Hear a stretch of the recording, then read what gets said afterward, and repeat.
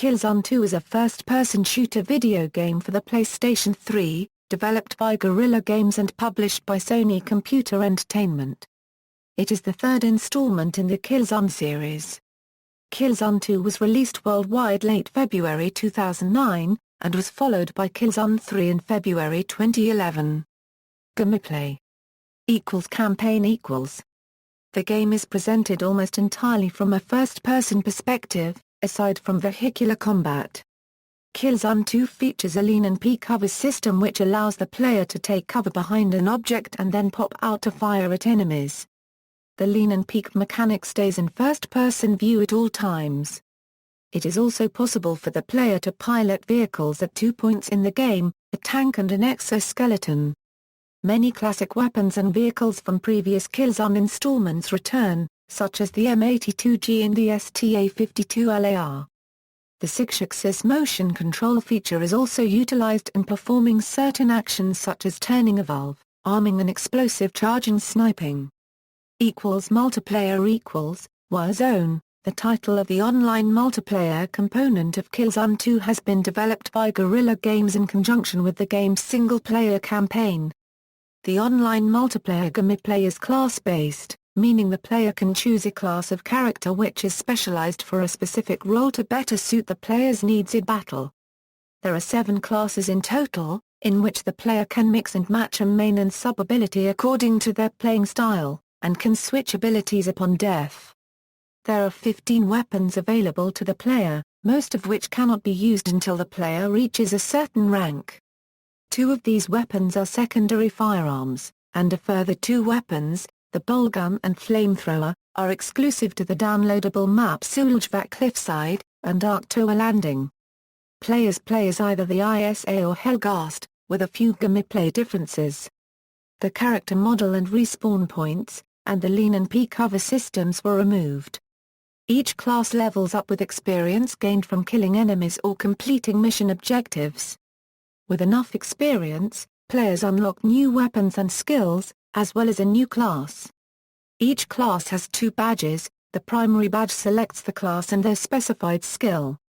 The secondary badge has an extra skill for the specified class but can be swapped to create own custom class. Warzone plays out through dynamic matches where multiple game types are played in a single round. The game ships with 5 different game types including assassination, search and retrieve, search and destroy, body count and capture and hold. Online matches can connect 2 to 32 players, and they can group into 6 squads of up to 4 players.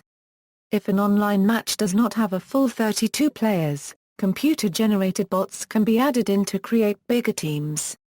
Killzone 2 also offers a clans system, which allows clans of up to 64 players to compete for valor points, an in-game currency that clans can use to bet on tournaments. Players can also play offline against AIs with skirmish mode and unranked online multiplayer, but there is no offline multiplayer mode for split-screen players. 8 multiplayer maps are included on disc at release, but Guerrilla has released more maps as downloadable content. 6 more maps have been added to multiplayer since release via downloadable content purchasable from the PlayStation Store. Plot: Killzone 2 follows the events of Killzone and Killzone Liberation, and is set entirely on the planet Helgen, the homeworld of the Helghast who invaded an interplanetary strategic alliance colony. 2 years after the Helghast assault on Vector, the ISA launched an assault on the enemy's homeworld of Helgen. The ISA goal is to capture the Helghast leader, Emperor Skola Viziri, and bring the Helghast war machine to a halt. Players assume the role of Sergeant Tomasev Sevchenko, a battle-hardened veteran of the Special Forces unit the Legion assigned to Alpha Team, who goes on a mission to take out the Helghast threat. During the invasion of Helgen, Sev's unit is deployed behind enemy lines to assist the main invasion force. Tasked with securing the enemy capital of Pyrrhus, Helgen's first true city, the team quickly discovers that the Helghast are a more formidable enemy on their home planet.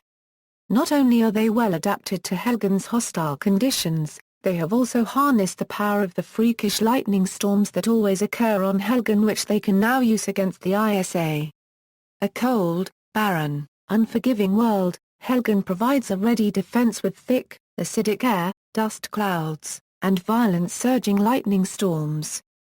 Sev discovers his squad is not just fighting enemy forces. Their fiercest opponent may be the planet itself. Story. In the prologue, the ISA has set up their fleet of cruisers, including the New Sun, in the clouds of Helgen over the Helghast capital city, Pyrrhus, preparing for a final assault to take the city. Unable to get their capital ships close to the city and destroy it with bombardment due to Helghast anti-aircraft firepower, the ISA deploys an invasion force. The ISA's troops, including Alpha Team, are deployed in an attempt to capture the city. The invasion is seemingly successful until the Helghast activate their main defense system, a barrier of electric arc towers throughout the city, killing many ISA soldiers, crippling the first wave of the assault, and slowing the ISA's advance to a crawl.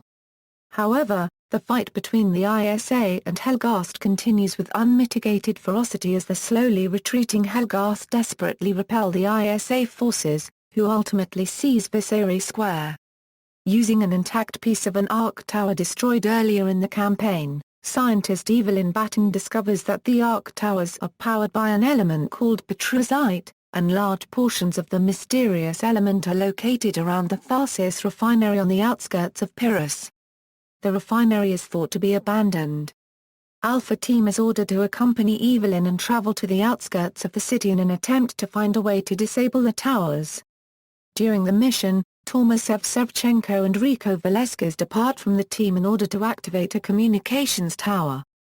Before the tower is activated, however, Dante Gatsa, Sean Natko and Evelyn are captured by Helghast. Eventually, Sev and Rico find their squad, only to see Colonel Mulraidk, a ruthless Helghast commander, interrogating the group in the hopes of obtaining the launch codes for the Helghast's stolen set of ISA nuclear warheads. After the squad refuses to give information to Raidk, he loses his patience and threatens to execute the group. While Sev, realizing the danger of rushing into the fray, waits and attempts to find a good location to ambush Raidk's unit, Rico's impatience causes him to rush in, attempting to save the squad. Unfortunately, Gatsa is mortally wounded in the ensuing firefight, and Raidk escapes. The only thing the squad can do is return to the New Sun before they are attacked again. Evelyn heads to the nearest communications tower to call for extraction. The squad is then attacked by more Helghast troops, but the group is able to fend off the attack. Unfortunately, when ISA support finally arrives, the injured Gatsa collapses and dies in Sev's arms. Back aboard the New Sun, Sev mourns for Gatsa. However, he is interrupted by a surprise Helghast counterattack on the ISA fleet. All ships, including the New Sun, are boarded. In the assault, Colonel Raidk reaches the bridge where he personally executes Evelyn and mortally wounds Fleet Commander Colonel Jan Templar. Before leaving, Raidk steals the nuclear strike codes for the nuclear weapons. Before he dies, Templar manages to deactivate the thrusters on the New Sun, sending it crashing onto Tharsis refinery, destroying the city's petrusite defense grid. With the defense grid deactivated, the ISA advance and attempt to regroup near Viserys Palace in Pyrrhus. However, a nuclear bomb is deliberately detonated within the city by the Helghast, destroying it and liquidating most of the ISA forces. With the fleet decimated and the ISA ground campaign crippled by the blast, Alpha Team and the last remaining ISA troops attack Skola Viserys Palace. The ISA troops manage to breach the palace and Sev and Rico try to fight their way to Viserys' throne room, but encounter Raidk and his personal guard. Sev and Rico eliminate Raidk's guard and manage to severely injure Raidk. He commits suicide to avoid capture. Still under orders to capture Skola Viserys and deliver him to the Vectan High Command, Sev and Rico find the Helgen leader waiting for them in his throne room. He tells Sev and Rico that the war is far from over and seemingly goads them to kill him, telling them that in death the Helghast will remember him as a martyr, and subsequently unleash terrible vengeance upon the remaining ISA forces. His survival is all that is keeping the Helghast under control. Rico, determined to avenge Templar and Gatsa, the latter of whom died due to Rico's own errors, and has left him wrought with guilt, falls for Viserys' provocation and guns the Helgen Emperor down. As Viserys succumbs to his injuries, he mutters his last words, "The madness begins." Worn from what he has been through and disillusioned with Rico's execution of Viserys, Sev leaves the palace and sits on the entrance steps. There, he sees an overwhelmingly giant fleet of Helghast ships, which were believed to be destroyed by the first ISA wave, initiating an assault on what is left of the ISA fleet. Characters == Sergeant First Class Tormasev Sevchenko is the main character of Killzone 2, and part of the ISA Special Forces Alpha Team. He is a withdrawn and unusually contemplative man. At the age of 25, he's already been in several successful campaigns, but they've also exacted a toll on him. He's an imperfect soldier in a perfect army. He is voiced by Dmitry Goritsas. Corporal Dante Gatsa is a member of the ISA Special Forces Alpha Team. Smart-mouthed and young, Gatsa is a loyal, optimistic, and trusty soldier who has earned his elite status. A close companion of Sev, the pair have served together in several campaigns before being picked for Alpha. Master Sergeant Rico Velasquez is a veteran of the ISA. He is a human tank who prefers to shoot first and ask questions later, if at all. He is all attitude, but despite this, he has a good heart. Rico prefers an upfront fight and is a character of extremes. He gets agitated easily and does not refrain from taking action. During the orbital defense platform crisis, Rico was left stranded by a brutal Helghast attack and consequently befriended Templar, Luger, and Hawker. Later, he became embedded with Alpha Team to spearhead the invasion on Helghana unregistered trademark S capital, Pyrrhus. Corporal Sean Natko is the demolitions expert for the ISA Special Forces Alpha Team. An experienced soldier of the same generation as Rico, Natko made a steady rise through ISA ranks before joining Alpha Squad. Colonel Jan Templar is the commander of the ISA fleet and the cruiser Nusan protagonist of Killzone and Killzone, Liberation. He leads the invasion of Helgen from the sky without actually being in the field. Skola Viserys is the ruler of Helgen. He is responsible for the remilitarization of the Helgen troops after their defeat following the First Extrasolar War. Viserys previously succeeded in launching an invasion on one of the ISA's colonial planets, Vector, to avenge what he sees as the abandonment and abuse of the Helghast. He is voiced by Brian Cox. Colonel Mulraid is the commander of the Helghast Imperial Guard, Viserys' personal guard, and defends the planet Helgen. He is shown to have a desire for killing, and prefers action rather than planning. Determined and ruthless, he is called the Hound of Viserys. He is voiced by British actor Sean Pertwee. Weapons specialist Evelyn Batten is Templar's assistant. She focuses on the technical aspects of the ISA's nuclear weapons and knows the codes to the nuclear weapon Red Dust, which has been seized by the Helghast. She joins Alpha Squad to help reclaim it in one mission of the game. Development. At E3 2005, Killzone 2 was debuted with a trailer depicting soldiers landing in a hostile war zone on Helgen and fighting Helghast forces. Critics in the media argued that the trailer shown at the trade show did not show actual gameplay footage, as its high level of visual detail has been argued to be impossible to render in real time on the PlayStation 3 and the audio mix of the trailer was slightly delayed. SCEA's vice president, Jack Tretton, stated that the footage of Killzone 2, that was believed to be pre-rendered, is real gameplay everybody's seeing out there. Several days later, Phil Harrison, SCE Europe's Vice President of Development, stated in an interview that all of the footage of PlayStation 3 games at E3 2005 were running off video, which was done to PS3 spec. Further interviews eventually revealed the trailer was indeed a target render, a pre-rendered video showing the developers' goals for the finished product. At the Game Developers Conference in 2007, a Killzone 2 teaser was shown behind closed doors, and was never released to the public. It featured various battles, destructible environments, and lighting effects among others. Killzone 2 was shown to a panel of journalists at a special pre-E3 2007 event in Culver City, California, and then the next day to the public at Sony's E3 press conference. An in-game trailer showing real-time gameplay of Killzone 2 was also released, along with several videos of extended gameplay. A number of media outlets since E3, such as the BBC, have referred to Killzone 2 as being one of the most cinematic and immersive games ever produced on a console.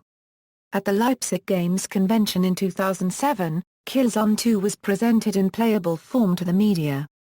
It was the same demo level as shown at E3 2007, although journalists were allowed to play it hands-on. At Sony's PlayStation Day 2008, the first level in Killzone 2, a Euro unregistered trademark single-player campaign, was presented, named Corinth River. Michael Valiant, a senior programmer at Guerrilla Games, presented details of their Killzone 2 proprietary game engine at a developers conference in July 2007.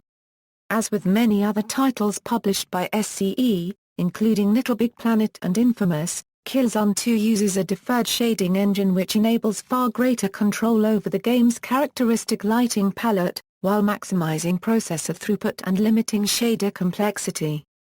Other games to use similar approaches include Rockstar Games' Grand Theft Auto 4 and GSC Game World's STALKER.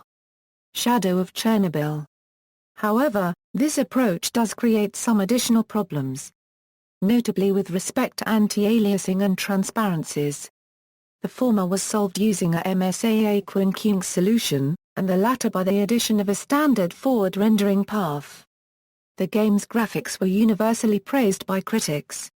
The animation was done in Maya 8.5 with some motion capture animations tweaked in Motion Builder. 3D artists, animators and level designers used Maya as their production environment, which is unusual considering that most 3D games are produced using 3ds Max. A large library of custom Maya tools and scripts was created to support these different disciplines. Tools like Hyperion, a light map rendering software, were used in place of Maya Euro unregistered trademark viewport rendering software.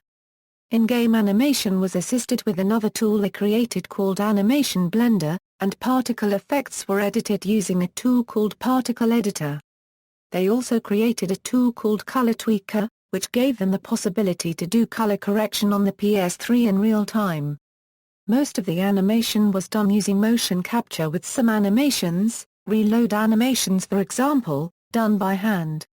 Facial animation was done using blend chips with bones for the jaw and the eyes. Lead tech artist, Paulus Banning, explains that the main reason for going with blend chips was the relative ease with which they can be transferred to different faces. It would also provide a more artist-friendly way of editing the facial animation rig. The cutscene facial animation was done using marker motion capture. In-game dialogue was done generically using Motion Builder after audio files were plugged in. The game was developed not only by artists in Amsterdam, but also by people living in New Zealand, Australia, Japan, Korea, the UK and the US. The data files, gigabytes in size, were sent over the Internet.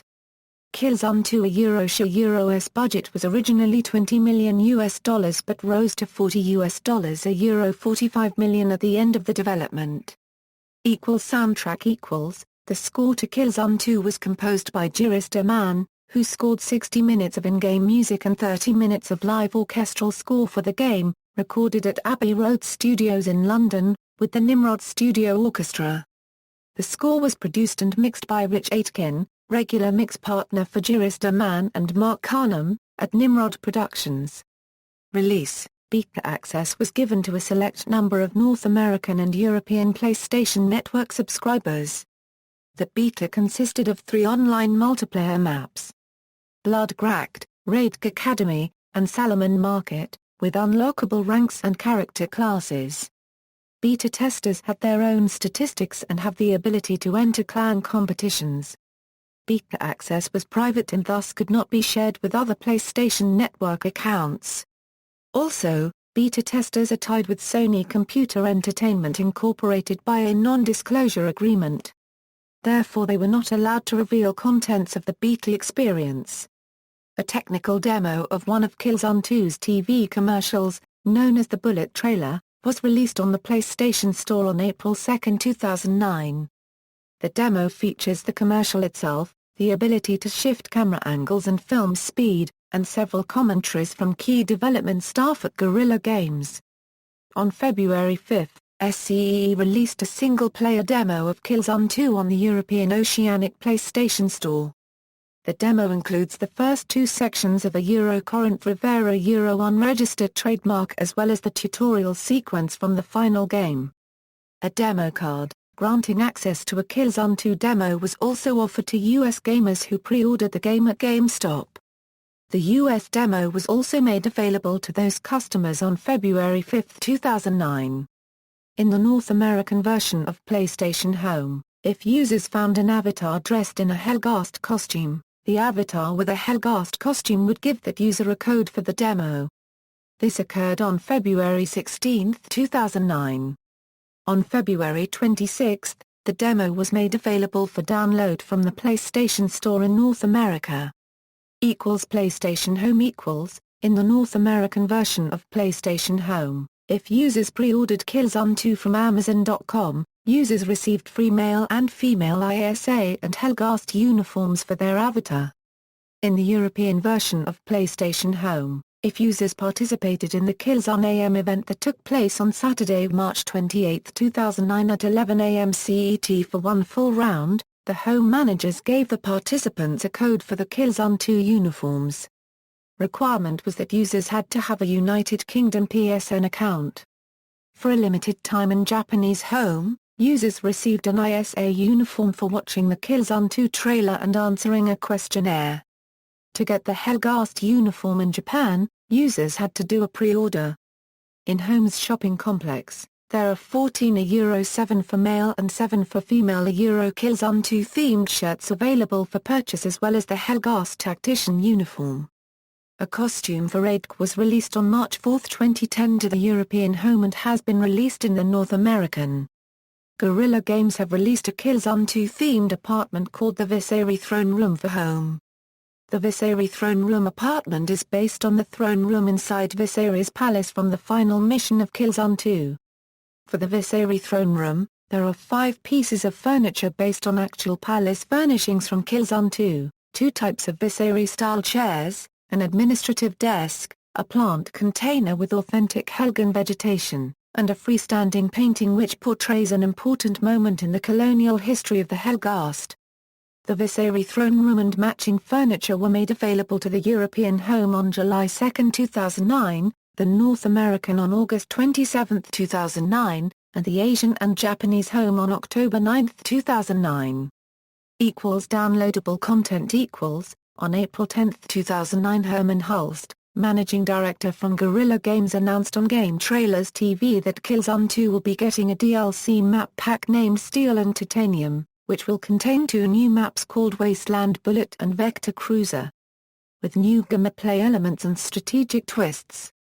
The first DLC map pack was released on Thursday, April 30. Hulst stated that the next Killzone 2 DLC map pack that they will be releasing will have a retro vibe to it. The second map pack was officially announced on May 20, 2009 as Flash and Thunder, and features 2 maps previously seen in Killzone called Beachhead and the Southern Hills. Both maps followed the first map pack by bringing new gameplay elements and strategic twists. Beachhead, the wide-open battlefield, with rain-filled trenches, and Southern Hills with its intermittent nuke explosion. It was released on June 11, 2009. Both map packs have 12 trophies that go along with them, 6 for each map. On July 10 the third map pack was officially announced, even though Sony stated that there were no plans for a third pack. The DLC Napalm and Cordite was released on July 23, 2009. It contained 2 new maps, Suljvac Cliffside and Arctoa Landing, in addition to the maps the Flamethrower and the Bolgun, both from single-player, made their debut in multiplayer. The Flamethrower is found in the Suljvac Cliffside map and the Bolgun is found in the Arctoa Landing map. A multiplayer map pack bundle was also released to coincide with the release of Napalm and Cordite, containing all 6 maps from the DLC packs, for the price of 4 maps. The downloadable content pack 3 has 8 trophies that go along with it, 4 for each map, which are for the new weapons. With the 5th anniversary of the original Killzone taking place, the map pack Flash and Thunder was reduced in price in North America and Europe. Reception and sales. Killzone 2 received critical acclaim upon release. Critics praised the graphics, presentation, intense action, gameplay, and multiplayer, with criticism aimed towards the story and characters. The game received a game ranking score of 90.44%, and a score of 91 out of 100 on Metacritic. Australian official PlayStation magazine gave Killzone 2 a 10/10, and the game was said to have amazing, fluid graphics and animation as well as beautifully constructed levels and intense sweaty palmed action. The review concluded saying Killzone 2 is the best console first-person shooter ever made. In their February 2009 issue, the US version of official PlayStation magazine gave Killzone 2 a score of 5/5, stating players will instantly tag this sequel as a powerful contender for Best Game of 2009. In the February 2009 issue of the official UK PlayStation magazine, they awarded Killzone 2 a 9/10 with the editor Tim Clark stating, "The most surprising thing isn't the visuals, anyone who's seen recent footage will know it's the most handsome thing on the system, but the fact it's got the gameplay to match." GamePro gave a perfect score, praising graphics technology and multiplayer depth. In their review, Edge gave Killzone 2 a 7/10, praising the online multiplayer, attention to detail, unparalleled graphics, and the pacing of the single-player campaign, but included criticism of the game's use of gameplay glitch copyright S, and its weak storyline and characters. GameSpot did not review the game until after its release so that they could experience its online multiplayer features in more depth. Reviewer Kevin Van Ord gave Killzone 2 a 9/10 saying, "Killzone 2 boasts amazing visuals, an intense campaign, and extraordinary online play that will keep you coming back for more," but described the game's story and characters as forgettable, and said that the motion controls seemed tacked on. The debut sales of Killzone 2 in the United States were 323,000 within 48 hours of launch. The game failed to meet expectations in March and April, when it sold 296,000 and 58,000 units respectively. By the beginning of May, the game has sold 677,000 copies in the United States. Killzone 2 debuted at number 1 in UK sales to become the fourth fastest-selling Sony-published title ever. In Japan, the game debuted at number 3, selling 41,000 units.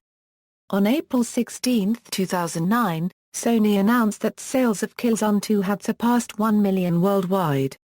Killzone 2 won Best PS3 Shooter from IGN.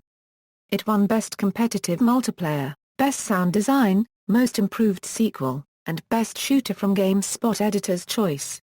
It won Best Graphics in the G4 2009 awards.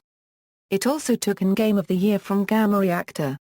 The soundtrack also won gaming's first Ivor Novello Award.